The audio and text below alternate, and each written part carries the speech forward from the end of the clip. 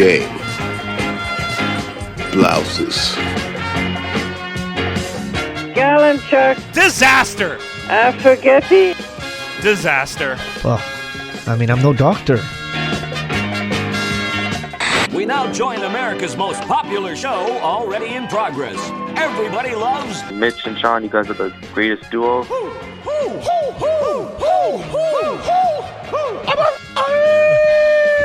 Fantastic.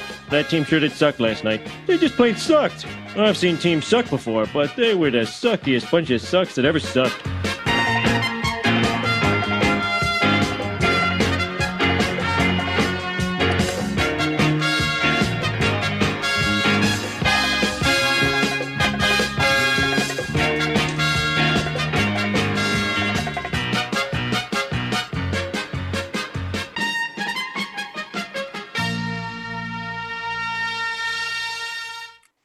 Hello, everybody, and welcome to another edition of the Post-Game Pints podcast, brought to you by LaBrosse Brewery. My name's Mitch Gallo with Sean Campbell. Coming up, we are going to preview the Montreal Canadiens lineup, our expected lineups. But first, what's going on, Sean? Not much. I'm mentally preparing for our launch party, courtesy of LaBrosse, on the 26th of September from 3 to 6. We're going to have a live podcast. I'm just mentally prepared. I know we have to get through this episode, but I'm mentally preparing for our live broadcast that you could come to LaBrosse in Pointe Claire, 3 to 6 on the 26th of September. Plus, see these two beers? Boom. Combined, and then we have a new beer launch, so you won't want to miss it. So that's what's up. That's what's up. Love to hear it, and can't remember the last time we did a podcast together in the same room at the same time. Yeah. I miss it. That should be pretty exciting as well. Can't wait to see everybody, and can't wait to drink some beer ahead of the Montreal Canadiens and the NHL season, which brings us to today's podcast, Sean. As we are taking a look at the lineup for the Montreal Canadiens. So that would be 12 forwards, 6 defense, and your extra defenseman. So let's go with our lineups. We'll take a look here. We'll try to do it in 5-minute format as we usually do.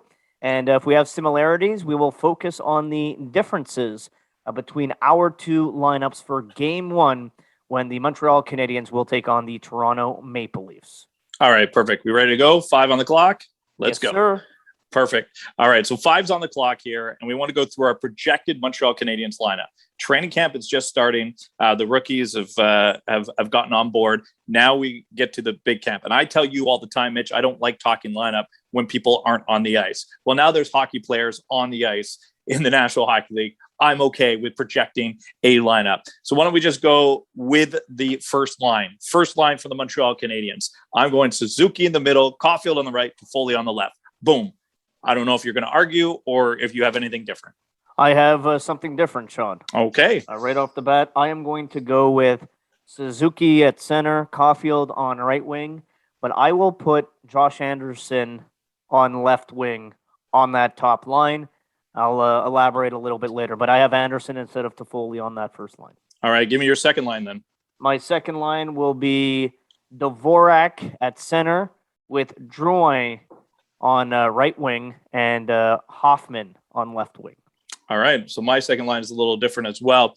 I have Dvorak and Hoffman, but I have Anderson. Anderson on the right, Hoffman's playing on the left side, and Dvorak's in the middle. So you've moved Jonathan Drouin in the mix, and you're playing him on the right, which is very interesting. I'd like to dive into that in just a second. But yeah, so similar players. You have Drouin in the top 6. We'll see how this all plays out. But I'll get to my third line. This is where it might be really different. I'm going to have Matthew Perreault at center with Gallagher on the right and Jonathan Drouin on the left. That is what I have. All right. Well, I have 2 of the same 3 as you. Yes. I just obviously don't have Drouin because I had him on right wing of line 2. So you have Toffoli. So I am only missing one player, as you know, from what you had in your top 9. And that's right. That would be a Toffoli. So I have Toffoli with Perreault and Gallagher. That would be my third. So you and I are on the same page with Perreault playing in the middle to start things off. Well, I don't think you're going to guarantee a spot for Ryan Poehling. I think he's going to have to earn it, work his way into the lineup. I don't think I would play Evans as a third-line center. I don't think he's at that point yet. And I don't see Paquette playing there. I think by process of elimination, the most NHL-ready guy to play in the middle on the third line is Perreault. That's just how I see it. So I have Drouin with Perreault because Drouin has center experience, and they might be able to play off each other because of that. That's one of the reasons why I put them together, and that's why I don't have Drouin somewhere else. Fourth line, because we have to get in the defense as well, and we're only on the 5-minute clock here on the Post Game Pints podcast. Campbell and Gallo, just over 2 minutes here. I got Evans with the Finns. That's what I have too. Okay, what is your top pairing on defense? My top pairing on defense is Edmondson and Petrie. Perfect. Same page. Second pairing. Romanov and Savard. Okay. I have Savard and Sherratt. Sherratt playing on the right, Savard on the left. Now I love to switch Savard with Romanov, but I just can't yet. I still think that that's something maybe at the end of the season. So my first unit is like you, Edmondson and Petrie. Sherratt on the right, who played a lot of right when Weber and Petrie when Petrie was injured in the playoffs. Sherratt was on the right. I think it'll be Savard and Sherratt in that top four. I just think you want a little bit more mobility on the second pairing. That's why I had Romanov instead of Sherratt. Yeah, they kind of went that route and didn't have it anyways last time. They had Sherratt and Weber, and I feel like it was something that they thought that worked. So do you have Kulak or Weidman in? Because you clearly, or what do you have as your third pairing? Because you have I have Sherratt. I have Sherratt and Weidman. You have Sherratt and Weidman. That's right. Okay. Yeah, I think we saw in the playoffs how they work things out. Mm-hmm. They like using Gustafsson on the power play. I think Weidman a little bit more mobile, but I think they're interchangeable. I think both will see time. I don't see Weidman as an 82-game player, but I think opening night he'll be there. Yeah, see, I know why Weidman is there, but let's be honest, he wasn't in the NHL for a reason. He's going to have to earn a place in the National Hockey League. I think they're excited about the offensive potential to help the power play, but he still has to prove it. So I got Romanov and Kulak as my pairing with the idea that I want to switch Savard and Romanov at some point. That idea. Price and Allen. Okay. So dive into why you're switching with less than a minute to go. Why are you switching Anderson wings? I think in the playoffs we saw when he's on the left side, he could use that power move and protect the puck a little bit more. And I think the size on the wing with Suzuki and Caulfield will be beneficial. Yeah, I'm really not playing around with those right wingers. I think that you have to go down Caulfield, Anderson, Gallagher, Armia, and just use that as a strength on the team. So I'm not moving anybody that wasn't there. And then you still have those guys like Hoffman and Toffoli and Drouin on the left.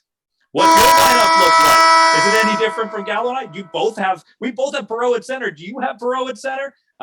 Comments below. Send us a message at Mitch Y. Gallo, Sean R. Campbell on Twitter, Postgame Pints, Instagram, Facebook, Twitter, you name it. We want to know what your lineup looks like for the Montreal Canadiens. Is it anything like Gallo's lineup or my lineup or different? Don't forget, click and subscribe. And if you like us, vote and comment. Bye. Well, how's that for your entertainment value? They've done their job very, very well. Awesome! No. Hey!